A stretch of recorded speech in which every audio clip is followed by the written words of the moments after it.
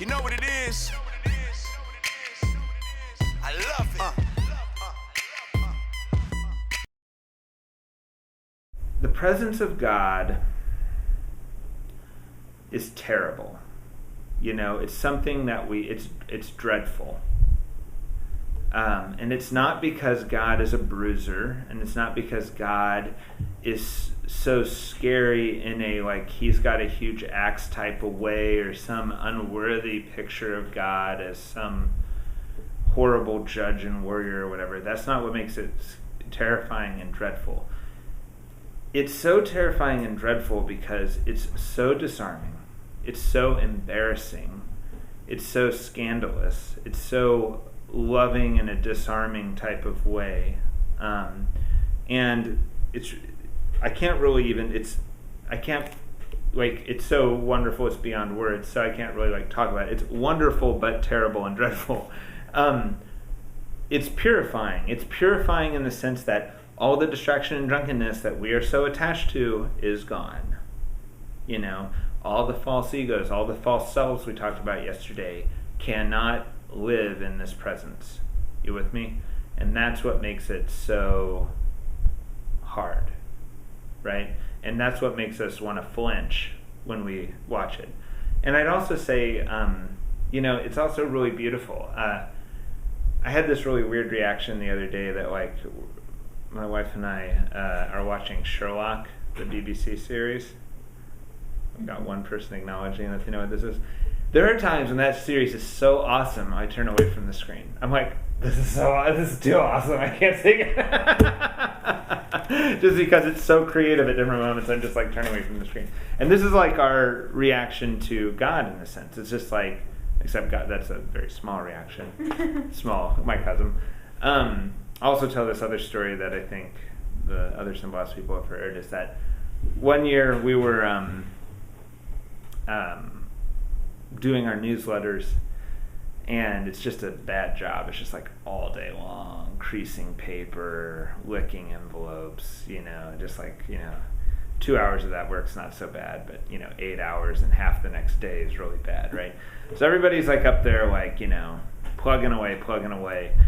And I'm so grateful for this, and I'm so happy with everyone doing this horrible job that I decided I'm going to give them a gift. So I get these disc golf discs, these frisbees, and I ask them to start singing, and I put one guy in charge to start drumming out the 80s song. How's it go? Kung Fu Fighting? Yeah, how's it go? And they were kung fu fighting, was fast as lightning. Do you know what I'm talking about? Mm-hmm. Okay, all right. You guys can just join in singing whenever you feel like it. And while doing this, I'm doing this dance with these this. They're my Chinese stars or Oriental fans, right? Fan dance. Bianca, and the people were doing what Bianca's doing right now. They were covering their eyes and could not bear to look upon me dance, right? And the reason they could not bear it was because it was embarrassing, right? They were being overwhelmed with embarrassment, right? And then it took me a couple of days, and I thought, and that's like Jesus. That's the beatific vision. And if you think about it, we usually think that the apostles did not stand at the cross for fear of their lives. They did not. They all deserted except for John and Christ's mother for fear of their lives. But also, how embarrassing. I mean, naked, buck naked, he was up there, right? How horrible that would have been. But also, and just how you wouldn't want to have been to see that. You know what I mean? Just would have been a horrible thing to see. It would have been an embarrassing thing to see. There's another image that flips this on its head, is that George Bernanos has this idea that at the end of time, there's going to be this little baby.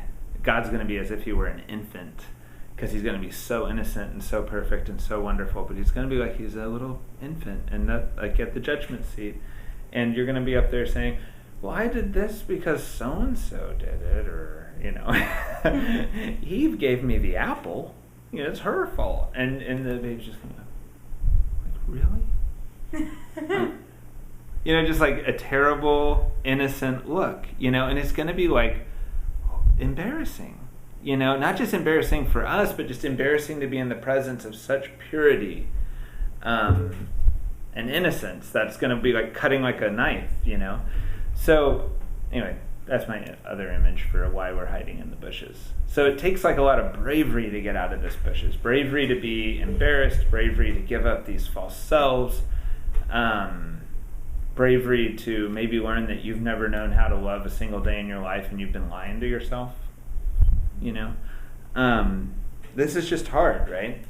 And it's not an annihilating presence, right? It's not that come out of the bushes in order to be destroyed in the presence of God, and just be that after like all the impurities of you are washed away, then you ran down the stream too, like it wasn't like that was you, it's going to be that this presence does not annihilate you. This presence,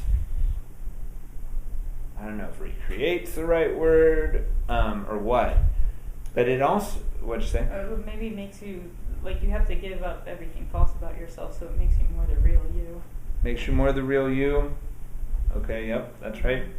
But it's also this weird thing that we're not just talking about the final day of judgment, we're talking right now. We're talking get in the presence of God now. Get out of the malaise, live a recollected life now, right? So it's not like you're in heaven and then you enter the presence of God and all the dirt goes away and you walk around glowing through the streets of heaven, right?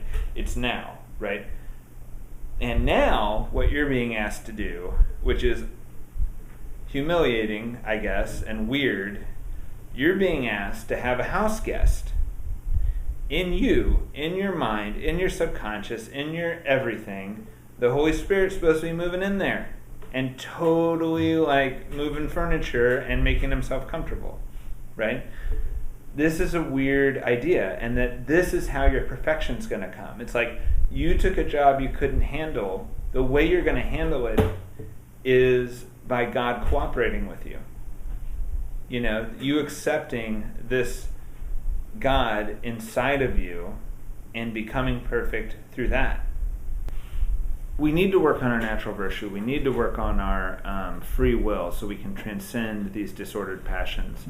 But it's through this Holy Spirit that we're actually going to not just be using our natural means. We're not just going to be like going to boot camp, like we're going to the army, and then through boot camp we'll come out the other end stronger and a better person. You know what I mean? But very in a natural way. We're going to go through boot camp, and we're going to go through the Holy Spirit being like,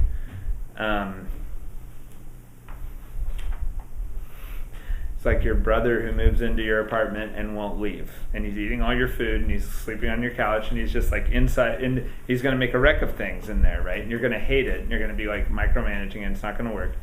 That's the other part of this perfection. Right? And that's the only way we're going to make real progress. And that's what we as Christians believe is being offered to us as our solution to this malaise. Right? And the notable fruit of this is going to be freedom and purity of heart. And it's going to be freedom to where you don't have to walk around clenching all the time. And you're not going to have to like feel guilty all the time. You're not going to have to like double guess every darn thing you ever did, because you're just going to know it's all right and know someone else is in control and know somebody else handling this stuff. And it's going to be great.